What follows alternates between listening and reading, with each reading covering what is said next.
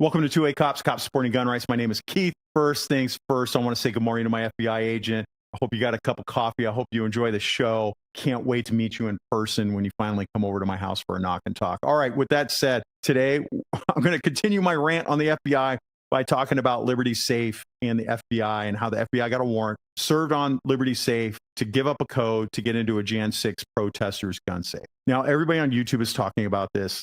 There's all sorts of articles being written about what occurred. There's a lot of questions that people aren't asking that you should be asking, and we should have answers to. So ours is a little bit unique because we dissect these things as a cop, as investigators. Look, for those of you that are new to the channel, I'm a 30-year retired cop. I spent a majority of my career working street crimes, narcotics, and doing long-term investigations. So I know what it takes to write warrants. I've written hundreds of warrants. I'm looking at a different view than the rest of you. And I want to share that view because I think you might find it interesting.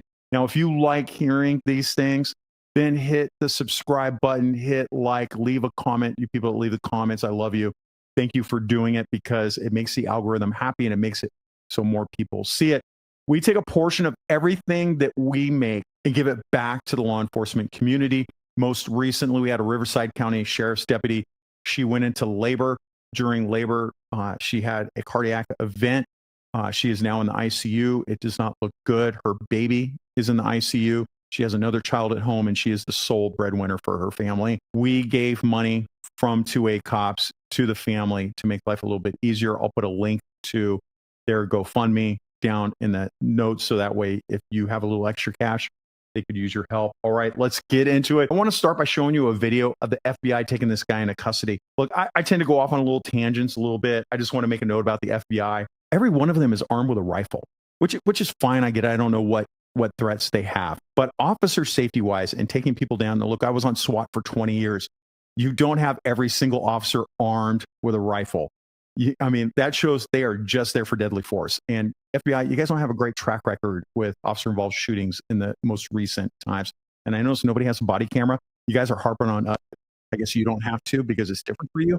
Look, having everybody armed with a rifle, taking somebody into custody is stupid. It's stupid because if you got to go hands-on, because if somebody fights, how are you going to fight them with a rifle on you, right? I know we train to do that, but it just shows that this team that's taking them into custody has no street sense. Okay, I know you guys are watching this. You're probably pissed off at me.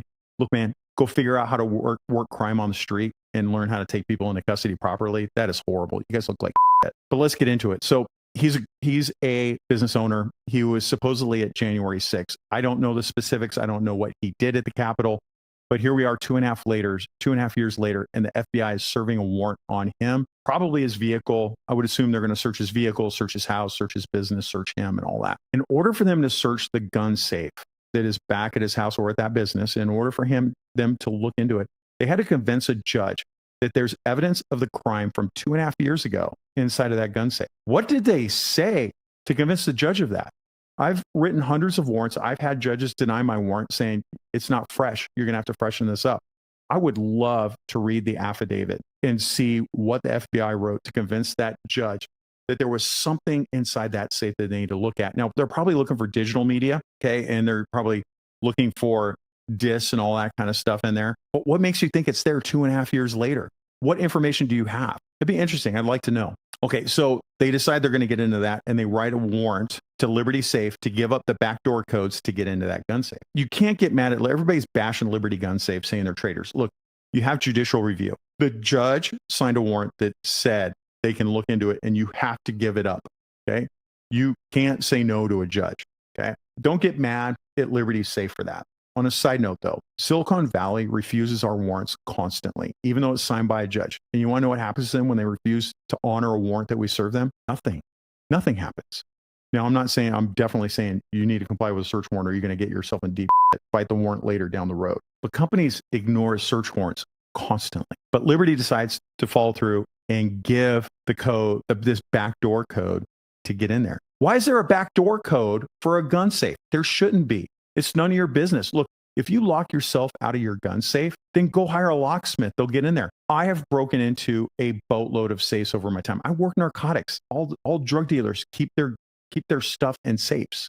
That's what they do. I've broken into hundreds of safes.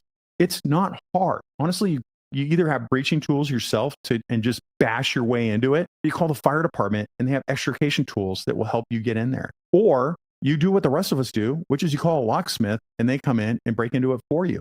They do it all the time. Why the FBI wrote a warrant, to me, it's harder to write a warrant to say Liberty Safe, give up this backdoor code, than it is to just call a locksmith and come punch the lock and get into the gun safe. They can do it. I've seen they do amazing things. Again, it shows the FBI, like, what are you doing? But don't get mad at Liberty Gun Safe, okay? And I know some of you guys are going to bash me in the comments. Go ahead. There's bigger questions than Liberty Safe giving up a backdoor code. It's why is there a backdoor code to begin with? And what did the FBI say to the judge to sign that warrant? Now, here's the other thing. There are judges that will sign your grocery list. We've seen that in America time and again. You'll see a judge sign a warrant and you're watching TV going like, why did the judge sign that warrant? That is ridiculous. Why? Because they go to their favorite judge that will sign whatever they want. And that's how I've seen that happen before. I don't participate in that. I think that's stupid. I just go to whatever judge is available and then tell them what, they read the warrant, they ask me questions, and sometimes they have you go back and redo the warrant and come back, or sometimes they say, hey, you just don't have enough. But what the hell are these guys doing? The other issue up here too, and this is the one, go watch my last video on the FBI that I did, where they're going around and talking about right-wing extremism. Basically, we are all right-wing extremists. The other issue here is comparative justice, right? And you're going all ham on these January 6 guys.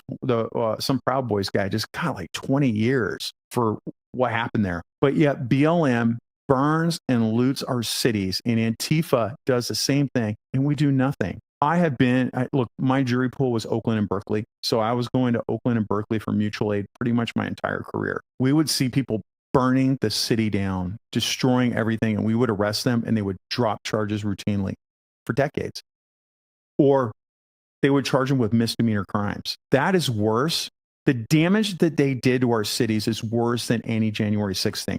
I'm challenging the FBI, stop doing this Biden bullshit, going after these guys, and start going after the BLM and Antifa.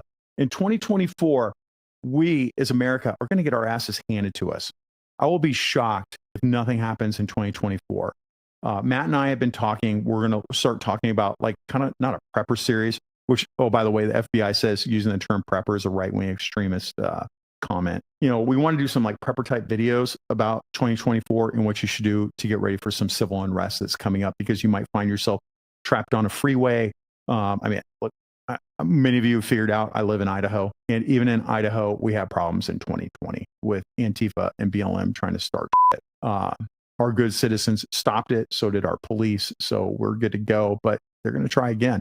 So it doesn't matter where you live. You're going to have to get ready, because it's going to happen again. And we're going to give you some views from us, because I have been in the middle of massive riots, and we do have some tips and tricks for you to go ahead and get through that. If you like this content, then do me a favor, hit the like button, subscribe, just do all that stuff, because it makes the algorithm happy. Plus, we want to make sure, hit the little notification bell.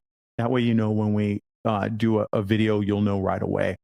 You can subscribe to us at 28cops.com. We'll put the link down at the bottom. You can subscribe to our newsletter, and we write articles on top of doing videos. So go to it's important to put the W's in front of it because it's Substack and they're kind of weird that way, but www.28cops.com.